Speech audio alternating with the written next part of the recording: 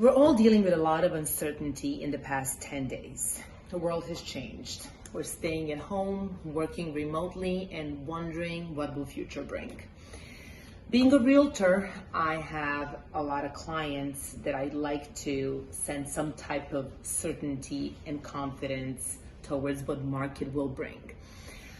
My best way to deal with the situation is to go research. Look at the numbers and look at similar situations like this in the past. They can help me somehow predict what will happen after we get through this coronavirus problem.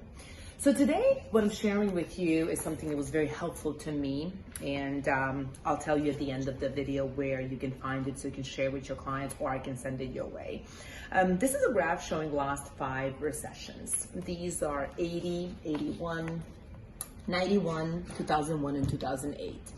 As you can see, 3 out of 5 recessions actually showed appreciation in the housing market, while 91 showed small dip, and we all very well remember 2008, so I don't have to go there. But we'll go one step further and look into different type of recession, if you would. By the way, recession by definition is an economic slowdown, which is clearly what we're experiencing right now. We're looking at 2008, right? You see that stock market was down 51%. This came out of nowhere for many people.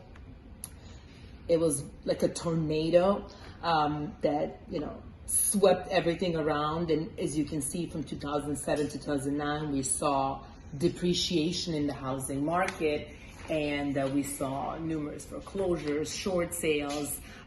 There were just so many outstanding mortgages. As again, we really well remember, Americans could not keep up with their bills. 2008, right? Going to 9/11, it's a different type of recession, right? Different type of crash, I should say, when stock market went down 45%. So very similar. We have 51% and then here 45. You'll see that from 2000 to 2002, home prices actually appreciated. So the question is, what is that big difference between these 2 recessions? This one came out of nowhere, caused so many foreclosures, short sales, while this one really didn't even cause any adjustment, down adjustment in the housing market.